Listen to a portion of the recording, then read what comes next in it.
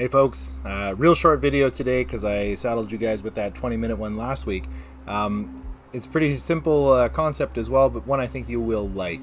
We are in June now. We are only a few weeks away from the end of classes, as it were, and that means a lot of big changes are on the horizon, including graduation and summer and future plans and all that.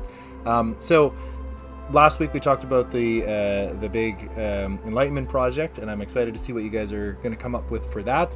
But it's also, right around now where we would be wrapping up the provincial exam, and I know that you guys are all heartbroken that you didn't have a chance to write that. Yeah, I can see the tears even through the camera lens. I also am really sad that I didn't get to mark it, because that is the thing I look forward to most every year. Having said that, in all seriousness, the provincial exam does offer a lot of students who have real strength in those traditional reading and writing and representing kind of skill sets. And so, you might feel a little bit cheated out on that, because for some people the provincial can be a real good grade booster, even if it isn't a lot of fun. Now, obviously, we're not going to be writing the provincial exam, but I did want to offer you guys a bit of an opportunity. So let's take a look at what I'm talking about here. So in your OneNotes, you probably have all been well aware that you have this 4.0 unit tab. I think it's called exam prep. Well, that didn't happen because we don't have exams. Let me just put it up on the screen here for you because I clicked on the wrong button. So yeah, it's 4.0 exam prep. I've got mine here called, I've changed the name to exam replacement.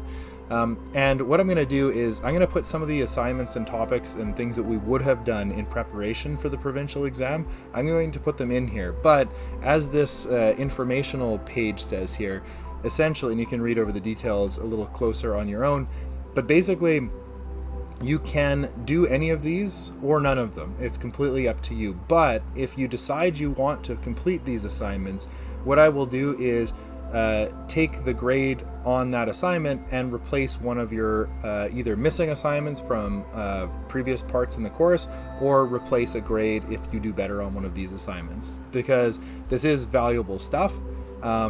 But also, you might be kind of just, you don't want to go back and rewatch that film that we watched back in, say, February. You might not want to go back and reread that article in order to complete that assignment. If it's a fairly straightforward assignment, like a 5-point response, you can use one of these to replace that.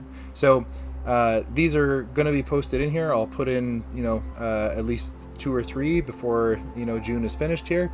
And you can do them or not. It's completely up to you, but I figure one of the things we want to do right now is give you guys options for things to work on. I would much prefer if you work on your your Enlightenment project, because I think that's a chance for you to do something that's pretty cool and to show what you've learned, and to talk about a topic that fires you up. So that's where I'd really like you to spend your time over the next little while here. But this is also another option that you could use to beef up that mark if you want to keep doing that.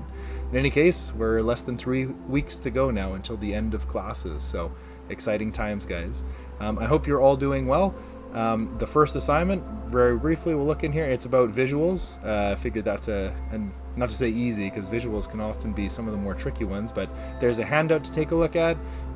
There's a couple exam visuals from old provincial exams, as well as the questions they had.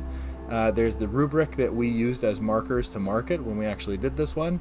And then there are 4 sample responses, which you just give it a mark, what you think it got based on the rubric, and a quick explanation of why. And last but not least, give the answer or give the question a try yourself, and try to limit yourself to 25 to 30 minutes. Again, if you go over that, I'm not going to be mad.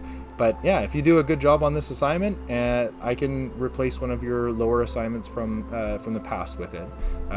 Or just use this as FYI. Either way, I hope you guys are doing well, and if you have questions, send emails, and I hope you're enjoying June and the good weather.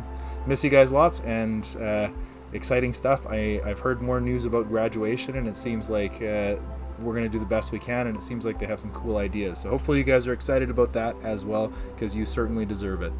Take care, guys. Bye.